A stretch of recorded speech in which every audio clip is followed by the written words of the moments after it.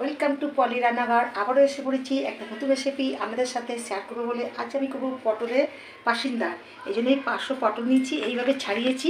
আর এই যে যতটা পেরেছি বিভিন্ন দিক দিয়ে একটু করে বটি দিয়ে একটু ফালা ফালা করে দিচ্ছি, যাতে গ্রেভিগুলো ঢোকে। আর গ্রেভিগুলো ঢুকলে খেতে খুব সুন্দর টেস্ট হবে। এই যে পটলগুলো এইভাবে আমি চালা করে দিয়েছি। কড়াতে তেল দিয়েছি, পটলগুলো একটু ভেজে নেবো।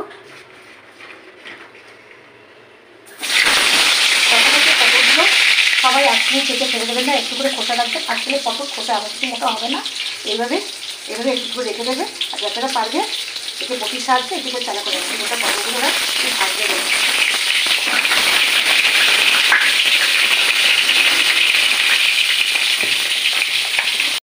পটলগুলো ভাজার জন্য নুনটা দিলে তাড়াতাড়ি একটু ভালো হয়ে যাবে। আমি একটু হলুদ দিয়ে দিচ্ছি।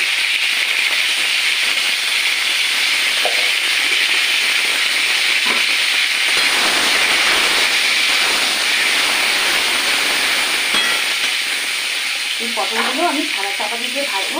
এবার আমি বলছি এই পটল পাসিন্দা বানানোর জন্য আমি কী কী রেডি করেছি, কী কী মশলা দেবো। করার জন্য আমি কী কী মশলা দেবো এখানে আমার আছে কাজু, পোস্ত, নারকেল বাটা, শুকনো লঙ্কা বাটা, আর শুকনো লঙ্কা বেশি দিনই 4টে দিচ্ছি, আর কাঁচা লঙ্কা বাটা। এগুলোকে একসঙ্গে বেটে রেখেছি। আর এখানে দিয়েছি পেঁয়াজ বাটা আর রসুন বাটা আছে। আর একটু আমি আদাও দেবো। আর 2টো কাঁচা লঙ্কা রেখেছি। আর একটু টক দই দিয়ে করবো। একটু আমি টক দই রেখেছি, টক দই দেবো। যে আমার পটলগুলো সব ভাজা হয়ে গেছে। এখানে আস্তে আস্তে সব তুলে নিচ্ছি। এরকমভাবে ভেজে নিয়েছি।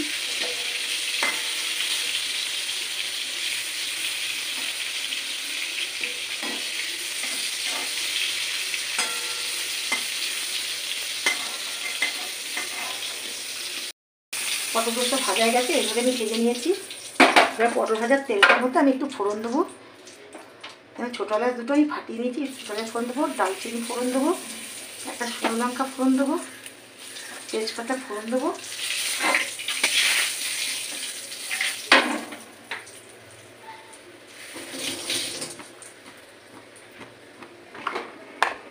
আর একটু কালো জিরে ফোড়ন দেবো। এই ফোড়নটা আমার ভাজা হয়ে গেছে। এবার আমি পেঁয়াজ বাটা, রসুন বাটা আর একটু আদা বাটা দিচ্ছি।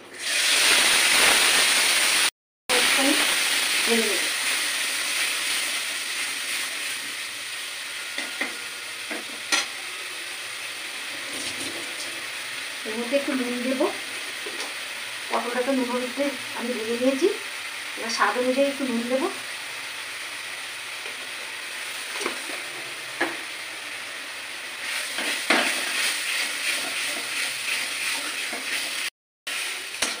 আদা, রসুন, কাঁচা লঙ্কা, পেঁয়াজ একসাথে আমি এগুলো একটু ভেজে নিচ্ছি। ফোড়নের সাথে এগুলো একটু ভেজে নেওয়ার পর একটু তেল দিয়ে যাক। 1 চামচ মতো আমি লঙ্কা গুঁড়ো দেবো। দিয়ে একটু টমেটোটা হাতে করে চটকে গ্রেভিটা বার করে নিয়েছি। তার সাথে একটু হলুদ দিয়েছি। দিয়ে আবারও আমি একটু নেড়ে চেড়ে নেবো।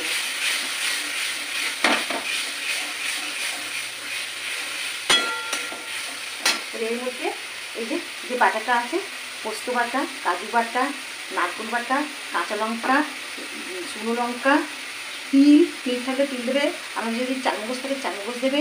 দিয়ে এগুলোকে দিয়ে একসাথে দিয়ে এখানে আমি ভালোভাবে কষিয়ে দেবো। নিরামিষ খেতে চান পটল পাসিন্দা, তাহলে আপনারা রসুন পেঁয়াজটা দেবেন না, বাকি সবগুলোই দেবেন। নিরামিষও খুব ভালো হয়।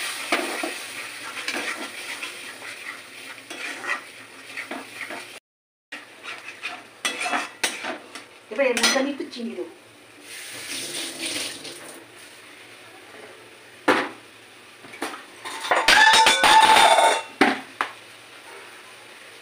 এতটা চিনি দেবো, 1 চামচ মতো চিনি দেবো।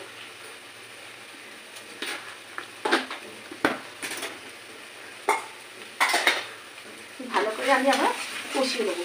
এখানে কাজু বাটা আছে, সেই জন্য আমাকে একটু খুব অনবরত নেড়ে যেতে হবে, মানে কাজু থাকলে কড়াটা ধরে যায়।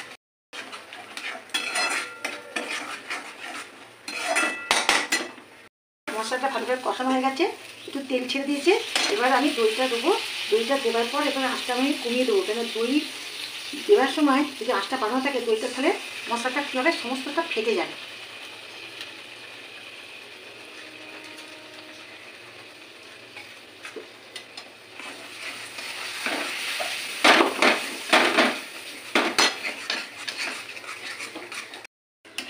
ভালো কষা হয়ে গেছে। এবার মশলা ধোয়ার যে বাটির জলটা আমি দিয়ে দেবো।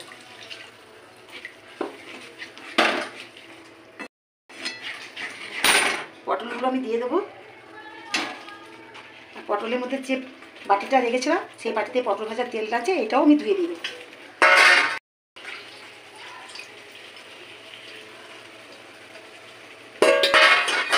তারপরে আমি নেড়ে ছেড়ে নেবো।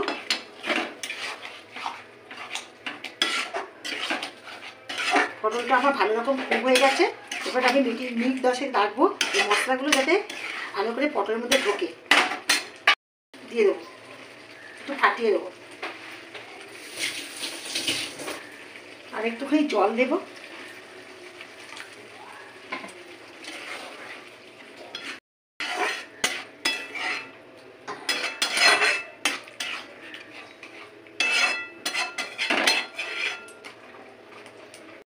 পাসিনটা আমার একদম রেডি। এবার আমি গ্যাসটাকে অফ করে দেবো। এর মধ্যে আমি একটুখানি ঘি দেবো।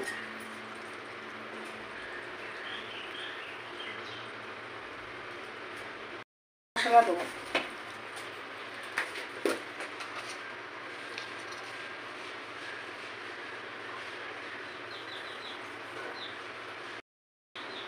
আমার এটা যদি আমাদের পটল পাসিনটা যে আমি রান্নাটা করেছি, আমাদের যদি পছন্দ লাগে একবার ট্রাই করে খেয়ে দেখতে পারেন। আমাকে কমেন্ট বক্সে জানাতে ভুলবেন না। আর আমার পাশে থাকবেন, নতুনত্ব রান্না পেতে গেলে আমার চ্যানেলটাকে সাবস্ক্রাইব করবেন আর আমার পাশে থাকবেন, আমাকে আগিয়ে দেবেন। যদি ভালো লেগে থাকে একবার রান্না করবেন, সাবস্ক্রাইব করবেন। আর আমার পাশে থাকার জন্য আমাকে সবাইকে ধন্যবাদ জানাই।